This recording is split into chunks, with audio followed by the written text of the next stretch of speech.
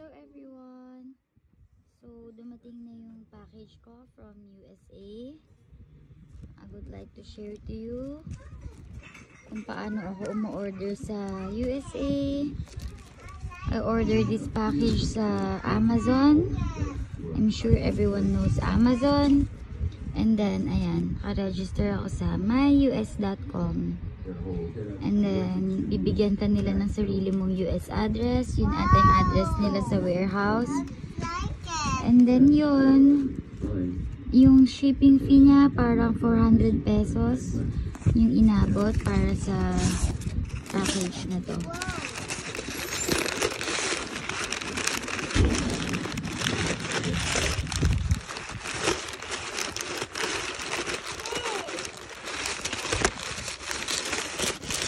Ba't puro ganito?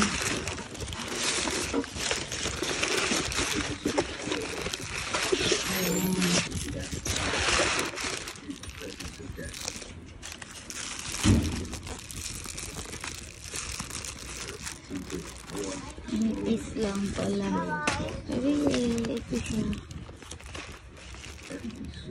The how-to guide for styling wedding and events. Ayan. Hindi kasi siya basta-basta nahahanap sa Google eh. Kaya mahilig akong mag-source ng mga books. Kasi karamihan nasa books pa rin naman talaga eh. Or sa mga masterclass, ganon. Kung isi-search mo lang siya, yung styling, I doubt. Wala pa akong nakita na talagang specific na guide. Kaya yon sa Bride and Rose, marami ding books na hindi nyo basta-basta mahanap sa Google.